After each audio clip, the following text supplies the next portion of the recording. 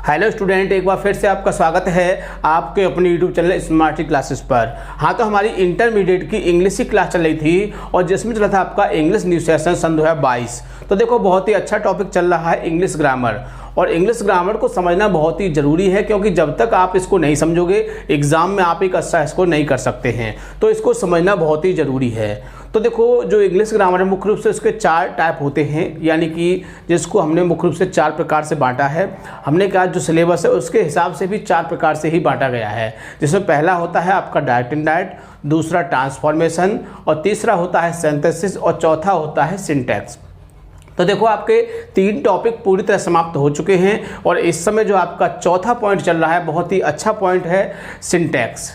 Syntax का मतलब क्या होता है? वाक्यों को शुद्ध करना, यानी कि वाक्यों में कुछ गलतियां दी होती हैं और उन गलतियों को सही करना सिंटैक्स कहलाता है। ठीक है, तो बहुत ही अच्छी तरह से इसको आप समझना है, क्योंकि जब तक आप इसको नहीं समझोगे एग्जाम में एक अच्छा स्कोर नहीं कर सकते हैं। तो इसको समझना बहुत ही ज़रूरी है। ठीक है, और देखो बाकी चीज़ें हैं, टेक्स्ट बुक की जो भी बुक्स है, जो भी चैप्टर हैं, तब तक आप ग्रामर सिलेबस को ठीक से नहीं समझोगे, किसी भी चीज़ को आप ठीक से नहीं समझ सकते हैं। तो इसको समझना बहुत ही ज़रूरी है। और सिंटैक्स तो एक ऐसा टॉपिक है जो कि आपके फ्यूचर को बदल देगा। मैं मानता हूं कि इंटरमीडिएट में 2 नंबर का आता है, लेकिन आपको इंटरमीडिएट के बेस से नहीं, इसको आपको लाइफ के बेस से समझना है, यानी कि लाइफ में इसका कितना प्रयोग है। जब भी आप किसी कॉम्पिटिशन में बैठोगे आपको सिंटैक्स दिखाई देगा, इसीलिए आपको इसको अभी से कंप्लीट करना है, क्योंकि कोई भी ऐसे रूल आपको नहीं बताएगा, किसी भी बुक में आपको ऐसे रूल नहीं मिलेंगे।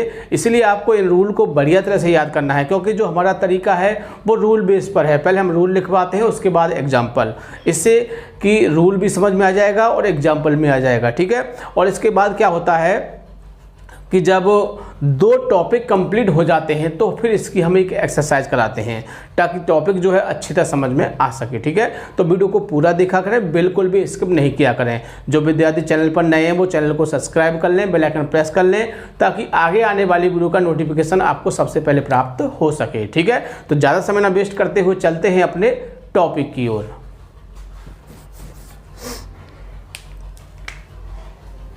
क्लास 12th इंग्लिश, यानी कि 12th क्लास की इंग्लिश की क्लास चल रही थी और जिसमें चला था इंग्लिश न्यू सेशन सन 2022। तो देखो, हमने बताया था हम ग्रामर सिलेबस को डिस्कस कर रहे हैं और इस समय जो टॉपिक चल रहा है वो चौथा टॉपिक चल रहा है सिंटैक्स, जिसको कह सकते हैं कि वाक्यों को शुद्ध करना। बहुत ही अच्छा टॉपिक है और इसमें हम डिस्कस कर रहे हैं आपका सिंटैक्स और प्रीपोजिशन। क्या है सिंटैक्स और प्रीपोजिशन?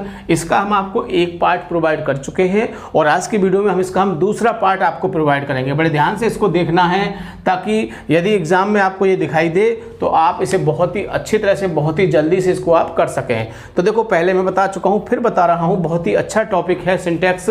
और इसको अगर आप ध्यान से समझते हो, मैं गारंटी देता हूँ कि आप किसी भी कंपटीशन में फेल नहीं हो सकते हैं, हर कंपटीशन को बीट कर सकते हैं, क्योंकि 2 ही ऐसे टॉपिक हैं जो ज़्यादातर आपके उसमें डिस्कस किए जाते हैं। एक आपका सिंटैक्स है, दूसरा है वोकैबुलरी। तो वोकैबुलरी को हम बहुत अच्छी तरह से पढ़ाएंगे, बहुत ही बढ़िया तरह से, यानी कि आपके दिमाग में बिल्कुल रख देंगे, जिससे कि आप उसको ठीक से समझ सकें और जब आप उसको ज़रूरत हो और आप उसको अच्छी तरह से प्रयोग कर सकें। ठीक है, तो बहुत ही अच्छा टॉपिक है आपका सिंटैक्स और प्रीपोजिशन।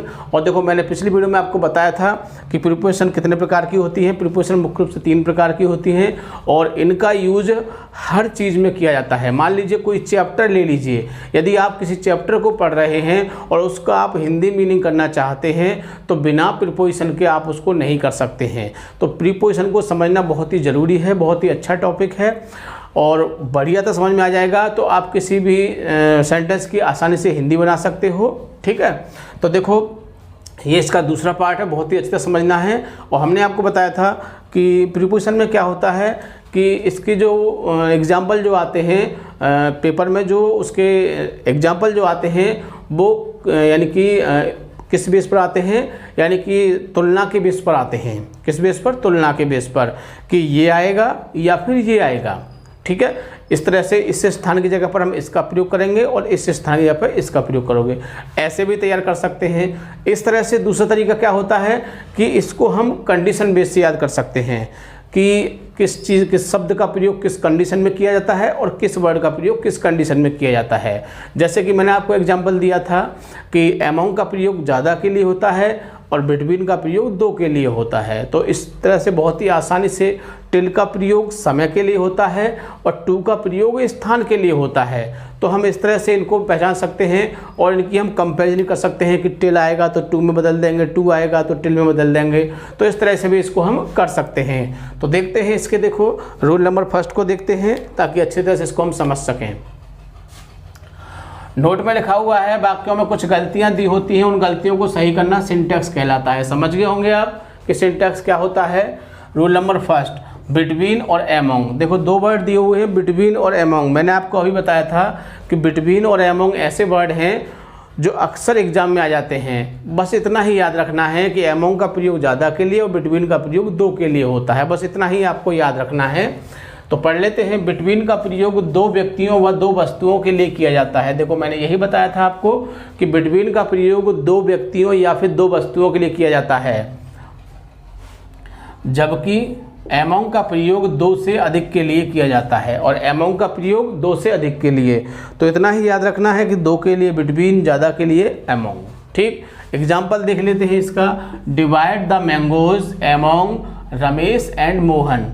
तो देखो यहाँ पर क्या दिया हुआ है, रमेश और मोहन, दो व्यक्ति दिए हुए हैं। जब दो व्यक्ति हैं तो यहाँ पर ये आपका जो एमोंग दिया है यहाँ क्या हो जाएगा, आपका बिटवीन हो जाएगा, क्योंकि हमने बताया था कि दो व्यक्तियों के लिए हम बिटवीन का प्रयोग करते हैं और ज़्यादा के लिए एमोंग का प्रयोग करते हैं। दूसरा एग्जाम्पल देखते हैं। डिवाइड द फ्रूट्स, फलों को बांट दो, बिटवीन सीता, गीता एंड मीरा। अब 1 2 3 दो से ज़्यादा हैं तो क्या होगा, यहाँ पर एमोंग का प्रयोग होगा। तो बताओ, बहुत ही आसानी से आप करेक्ट कर सकते हैं, बिल्कुल भी आपको दिक्कत नहीं होगी।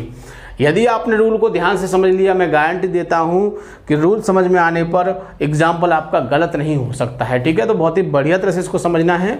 आगे रूल नंबर सेकंड देखते हैं क्या कहता है। सिंस या फॉर, अक्सर बहुत ही इंपॉर्टेंट है, मैं आपको बता देता हूं। PIM बहुत ही इंपॉर्टेंट है, सिंस या फॉर, और अक्सर इसका एक वाक्य एग्जाम में आ जाता है। ठीक है, तो हो सकता है कि सन 2022 में इसमें से आपको देखने को मिले, प्रीपोजिशन में से। बहुत ही बढ़िया तरह से इसको आपको याद करना है। तो सिंस का प्रयोग निश्चित समय के लिए किया जाता है और जबकि फॉर का प्रयोग हम किसके लिए करते हैं, अनिश्चित समय के लिए करते हैं। तो दोनों ही बातें समझ गए होंगे आप। और ये तो एक टॉपिक ऐसा है जिसको हम पहले आपको बहुत ही बढ़िया तरह से करा चुके हैं इसको, यानी कि जब हमने आपको टेंसेस पढ़ाए थे तो उसमें हमने बहुत ही अच्छी तरह से बताया था कि निश्चित समय कौन सा होता है, अनिश्चित कौन सा होता है। एक बार मैं आपको फिर बता दूंगा कि निश्चित क्या होता है, अनिश्चित क्या होता है। यानी कि सुबह, दोपहर, शाम, ध्यान से सुनना। यानी कि जो निश्चित होते हैं सुबह, दोपहर, शाम, बजे, दिन का नाम, महीने का नाम, सन, आज, कल, परसों, अगला, पिछला, ये क्या होते हैं, ये निश्चित होते हैं। अब अनिश्चित कौन से होते हैं उनको भी सुन लीजिए। घंटा, मिनट, सेकंड, दिन, महीना, साल, रात, आधी रात, सप्ताह, ये होते हैं अनिश्चित। तो बहुत ही आसानी से आप इनको समझ सकते हैं। और फिर भी आपको दिक्कत हो तो हम पीछे इसको बता चुके हैं डिटेल में, उसमें आप देख सकते हैं। Suman has been going her village, Suman has been going her village since 2 days। देखो 2 days यानी कि 2 दिन। अब दिन वाली बात आ गई, तो दिन वाली बात कैसी होती है, अनिश्चित होती है।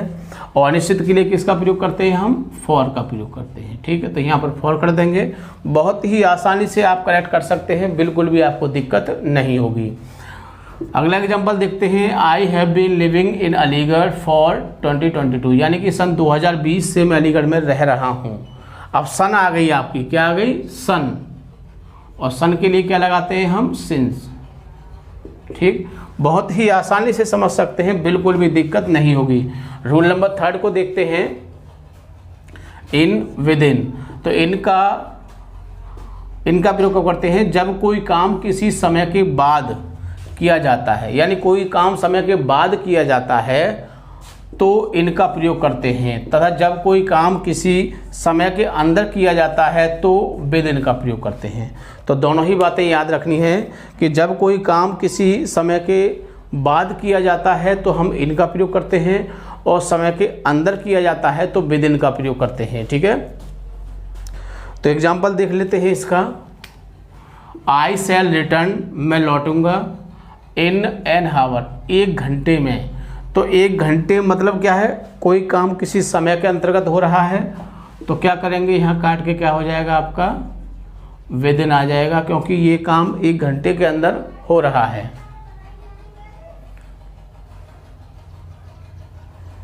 रूल नंबर 4 को देख लेते हैं। टिल टू, क्या है, टिल और टू। टिल का प्रयोग समय के लिए किया जाता है, बहुत ही अच्छी तरह से याद रखना है। मैं गारंटी देता हूँ कि एग्ज़ाम में यदि आ गया तो यदि आपने रूल को याद कर लिया है तो आप इसको बहुत ही आसानी से करेक्ट कर सकते हैं, बिल्कुल भी आपको दिक्कत नहीं होगी। तो फर्स्ट पर क्या है, यानी कि टिल का प्रयोग किसके लिए करते हैं हम, समय यानी कि टाइम के लिए करते हैं,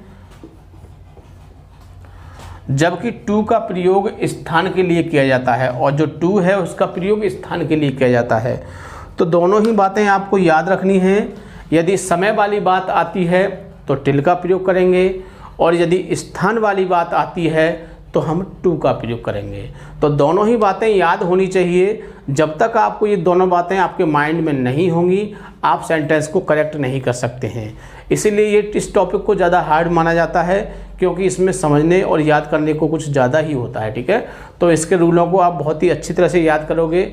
वीडियो को एक बार में ना समझ में आए 2 बार 3 बार 4 बार वीडियो को देख सकते हैं, और वीडियो को पॉज करके रोक करके उसको याद भी आप कर सकते हैं, जिससे कि आने वाले समय में इससे बेनिफिट आपको प्राप्त हो सके।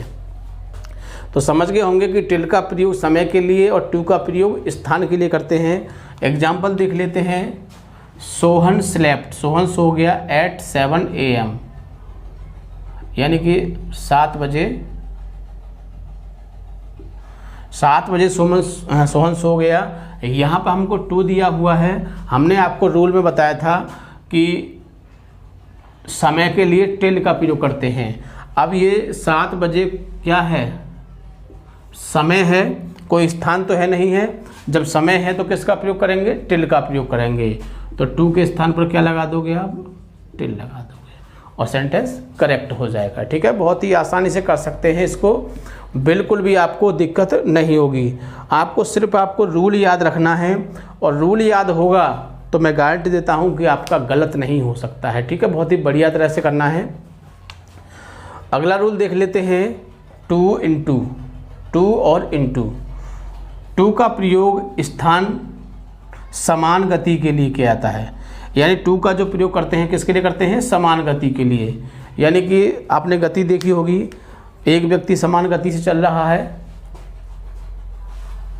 जैसे कि आपने एक स्टोरी सुनी होगी खरगोश और कछुए के बारे में, कि जो कछुआ तो वो था वो समान गति से चल रहा था, वो समान गति से चलता रहा, लेकिन जो कछुआ था वो तेज़ गति से चला, फिर वो धीमे हो गया, फिर तेज़ गति से इस तरह से चला।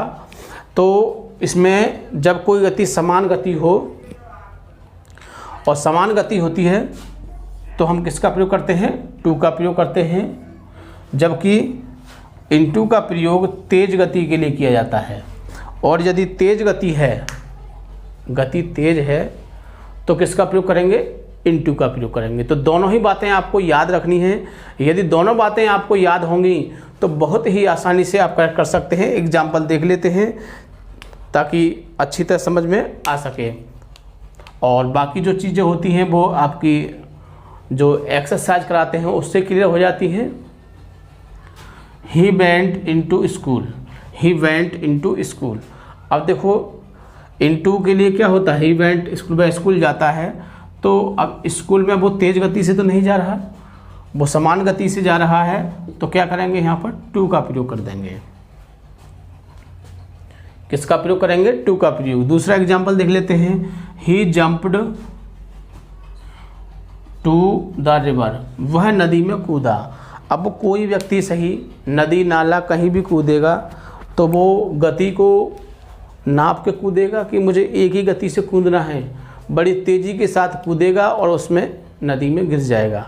तो जो उसकी क्षमता होगी वो धीमे होगी, फिर तेज़ हो जाएगी, और फिर और ज़्यादा तेज़ होकर उसमें गिर जाएगा, और फिर गति उसमें जाकर रुक जाएगी। ठीक है, यानी कि उसकी गति में क्या होगा, बदलाव होगा। बात समझ गए ना, यानी गति में उसमें तेज़ धीमी होगी, लेकिन जो स्कूल जाने की गति है वो आपकी समान होगी। तो जहाँ ऐसी कंडीशन हो, गति में परिवर्तन होता है, वहाँ पर हम किसका प्रयोग करते हैं, इनटू का प्रयोग करते हैं, तो यहाँ 2 नहीं आएगा, इनटू आएगा। ठीक है, तो बहुत ही आसानी से आप करेक्ट कर सकते हैं, बिल्कुल भी आपको दिक्कत नहीं होगी। तो मैंने आपको बताया था कि ये जो प्रीपोजिशन है बहुत ही बेनिफिट का टॉपिक है और ये आपका आगे भी काम देगा, यानी कि जब स्टोरी आप बनाएंगे तो उसमें भी इसका यूज़ है। यानी कहा जाए तो इंग्लिश को समझने के लिए इसका बहुत अच्छा प्रयोग है, इसलिए आप इसको बहुत ही बढ़िया तरह से याद करोगे, ताकि अब आपको समझ में आ जाएगा, तो उस समय आपको ज़्यादा मेहनत नहीं करनी पड़ेगी। ठीक है, तो बहुत ही अच्छी तरह से पहले रूल पढ़ें, फिर एग्जाम्पल को करेक्ट करें।